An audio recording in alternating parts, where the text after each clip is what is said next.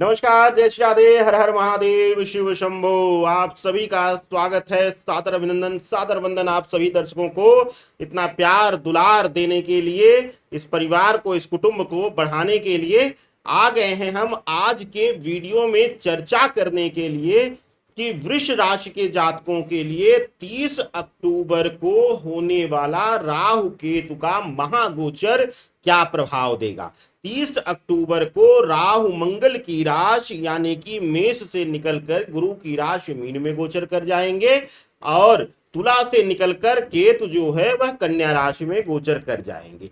इस गोचर का, इस महागोचर का 1.5 साल तक प्रभाव रहेगा, यानी कि ऐसी ही स्थिति में विराजमान रहेंगे। आपकी राशि आपके लग्न पर यानी कि वृष राशि वृष लग्न वालों पर क्या इसका प्रभाव पड़ने वाला है, आइए जानते हैं। और उससे पहले इस गोचर पर एक छोटी सी नजर डालते हैं, कैसा हो रहा है प्रभाव, कहां कहां दृष्टियां पड़ रही हैं, आइए जानते हैं। देखिए, वृष राशि के जातकों के लिए आपको बता दें कि आपके राशि स्वामी जो हैं वह शुक्र देवता हैं और यह राहु केतु जो है वह विशेष रूप से शनि प्रधान ग्रह हैं और शनि शुक्र की परस्पर मित्रता रहती है। राहु केतु का गोचर वृष राशि के जातकों के लिए, राहु जो है वह द्वादश भाव से निकल करके एकादश 11वें भाव में गोचर कर रहे हैं और केतु देवता षष्ठम भाव से शत्रुगत भाव से निकल करके आपके पंचम भाव में गोचर कर रहे हैं। पंचम का गोचर अतिशय शुभ माना जाता है। पंचम भाव में कोई भी ग्रह बैठ करके शुभता देता है, किसी न किसी विषय पर, किसी न जीवन के किसी न किसी पहलुओं पर वह अपना शुभ प्रभाव डालता है और पंचम भाव को आपके जीवन की पूर्णता, आपके भविष्य की पूर्णता के लिए लिया जाता है। तो केतु वहां पर अब गोचर कर रहे हैं। इसके साथ ही आप सबको क्या पता है कि राहु केतु दोनों एक गोचर में आपके 8 भावों को एक साथ प्रभावित करते हैं। वृष राशि वालों, किन किन भावों को आपके प्रभावित कर रहे हैं? देखिए, एकादश भाव में राहु, पंचम भाव में केतु, 2 घर हो गए, यानी कि भविष्य, संतान भाव, आपके जीवन के लिए आर्थिक प्लानिंग का भाव, पंचम भाव में केतु बैठे हुए हैं। धन भाव और कह लीजिए कि संबंधों के पूर्णता या अभिमान के भाव को दर्शाने वाला एकादश भाव में राहु बैठा हुआ है। इसके साथ कहां कहां दृष्टियां हैं? देखिए, नवम दृष्टि है केतु की आप ही के घर पे और राहु की नवम दृष्टि है आपके पार्टनरशिप भाव पर, यानी कि आपके वैवाहिक जीवन, पार्टनरशिप, व्यापार, वैवाहिक जीवन, लव लाइफ, किसी भी पहलू पर। इसके साथ ही पंचम दृष्टि जो केतु की है वह आपके नवम भाव भाग्य स्थान पर है और पंचम दृष्टि राहु की जो है आपके पराक्रम भाव पर है और परस्पर राहु और केतु एक दूसरे को देखते हैं। तो जिन घरों में वह बैठे हुए हैं, राहु बैठकर केतु को देखेगा, केतु बैठकर राहु को देखेगा। तो एक साथ 8 भावों को, जीवन के 12 भाव में से 8 भाव को प्रभावित एक साथ यह दोनों गोचर करते हैं। तो आइए लगभग 80% आपके जीवन पर एक साथ इंपैक्ट डालने वाले इन दोनों महागोचर की चर्चा करते हैं और बात होगी वृष राशि के जातकों के लिए इनके पड़ने वाले प्रभाव की। आडंबर में मत आइएगा, कोई ऐसी गणना नहीं होगी कि इधर से उधर जिन भावों पर पड़ रही है नजर, सटीक उन्हीं ग्रहों की और उन्हीं भावों की भविष्यवाणी इसमें होगी, इधर उधर की बातें नहीं होंगी। मिश्रित भाव नहीं रखा जाएगा, सिर्फ राहु केतु के गोचर का यहां पे चर्चा होगी। आप लोग इसके लिए तैयार हो जाइए, मानसिक रूप से तैयार होकर यह वीडियो देखा करिए। अगर आपको झूठ सुनने की आदत है, मीठी मीठी बातें सुनने की आदत है, क्षमा प्रार्थी, आप इस वीडियो से दूर रहिए, आपके लिए यह वीडियो नहीं है। ज्योतिष का सच अगर जानना है आपको तभी इस वीडियो को देखिएगा। आइए शुरू करते हैं। केतु पंचम भाव में बैठे हुए हैं और राहु एकादश भाव में बैठे हुए हैं और परस्पर दृष्टियों से एक दूसरे को देख रहे हैं। सबसे पहले इन 2 भावों की चर्चा होगी। राहु एकादश भाव धन भाव में बैठ करके जहां व्यर्थ का व्यय कराएंगे, गलत संगत में लाएंगे, गलत लोगों के साथ संपर्क में आएंगे, वहीं केतु पंचम भाव में बैठ करके आपके जीवन से संबंधित, भविष्य से संबंधित आकस्मिक धन लाभ इत्यादि या भविष्य को लेकर कुछ ऐसा लाभ देंगे जो आप अपने आने वाले समय के लिए, बेहतर कल के लिए प्लानिंग कर पाएंगे। संतान पक्ष से भी शुभता प्रदान करते हुए पंचम भाव में बैठ करके केतु दे रहे हैं।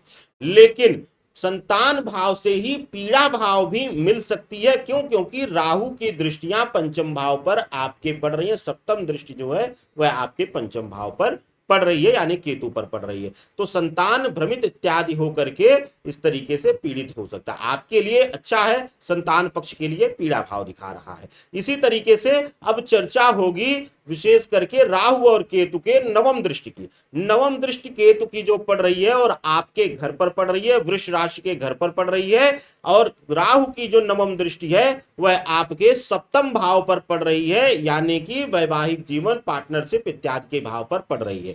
तो आइए लग्न भाव पर यानी कि आपके घर पर केतु की दृष्टियां होने से आप विशेष रूप से देखा जाएगा कि आप संबंधों में चंचलता आपके अंदर आएगी, गलत दिशा में आकर्षित होंगे, कुछ अच्छी शारीरिक कांति काया आकर्षण में आएंगे आप, जिसकी वजह से आपका प्रभावित होना यह दर्शाता है।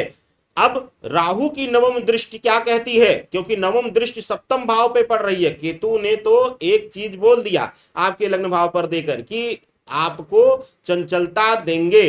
राहु क्या कर रहे हैं? राहु सप्तम भाव पर बैठ करके आपके पार्टनर पक्ष से आक्रामकता दे करके, भ्रम दे करके, मानसिक भ्रम दे करके आपके संबंधों पर चोट दे रहे हैं। तो वह किसी भी प्रकार की पार्टनरशिप हो, चाहे पति पत्नी का संबंध हो, चाहे वह व्यापारिक दृष्टिकोण से हो, किसी भी प्रकार के अगर संबंध में है, आप पार्टनरशिप में है, तो वहां पर तनाव, तकरार, भ्रम की स्थिति, ड्यूअल माइंड, निर्णय लेने की क्षमता शून्य करते हुए दिखाई दे रहे हैं। बात होगी अब राहु और केतु के पंचम दृष्टियों की। पांचवी दृष्टि क्या कहती है? पंचम दृष्टि क्या कहती है इन घरों की?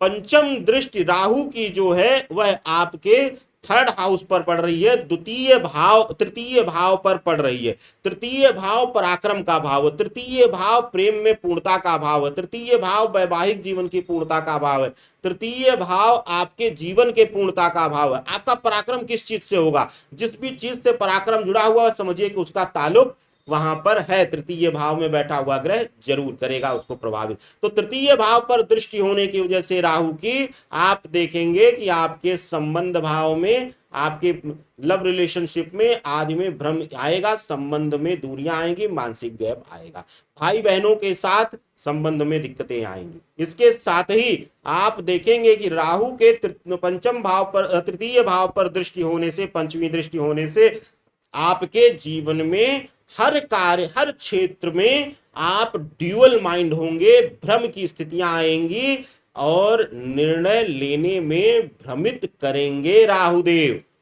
यह पूर्ण रूप से प्रभाव दर्शा रहे हैं राहु देवता की पंचम दृष्टि आपके तृतीय घर पर।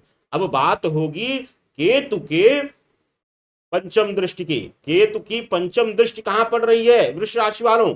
केतु की पंचम दृष्टि जो पड़ रही है वह आपके भाग्य स्थान पर पड़ रही है।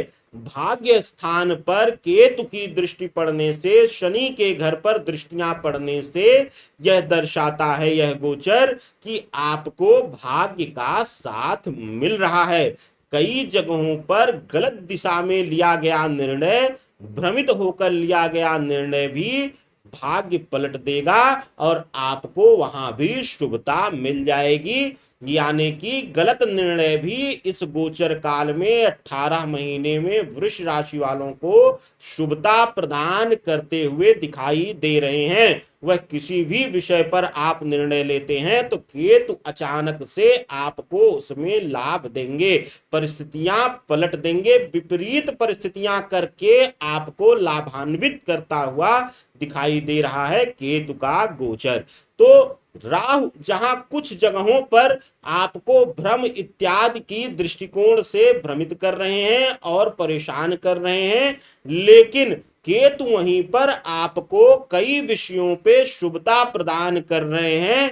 बस खुद के मानसिक स्तर पर, मानसिक भ्रमित होने पर या भ्रमित भी नहीं। केतु का प्रभाव आपको गलत आकर्षण, क्योंकि शुक्र की राशि है, गलत आकर्षण में डाल करके आपको हो सकता है। राहु क्योंकि एकादश भाव पर है तो गलत धन व्यर्थ इत्यादि करा दें, इस तरीके के भाव इस गोचर काल में दर्शाता है राहु और केतु। तो आप इस राहु और केतु के नकारात्मक प्रभाव से बचने के लिए क्या करें, क्या है इसका उपाय, आइए वो भी जानते हैं। क्योंकि सिर्फ भविष्यवाणी देना कार्य नहीं है, उस चीज को, नकारात्मकता को सुधार करना भी हमारा उत्तरदायित्व है। क्या करना है आपको, वृष राशि वालों नोट कर लीजिए, सफेद तिल ले लीजिएगा, सफेद तिल और गाय का घी, सफेद तिल गाय का घी पीपल के पत्ते पर लेकर के, अगर स्त्रियां हैं तो नमः शिवाय का जाप करके, या पुरुष हैं तो पंच अक्षरी ओम नमः शिवाय पूर्ण मंत्र का जाप करिए और ले जाकर के शिवलिंग पर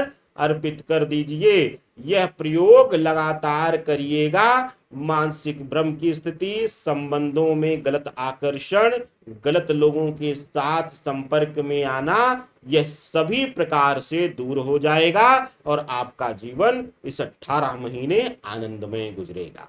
आप सब ज्यादा से ज्यादा वीडियो को शेयर करिए, चैनल को सब्सक्राइब करिए और हमें अब आदेश दीजिए और अगली वीडियो को देखना ना भूलिए। और अगर आप हमसे मिलना चाहते हैं लखनऊ, अहमदाबाद, मुंबई में, तो दिए गए नंबर पर कॉल या व्हाट्सएप करके अपना समय बुक करा लीजिए।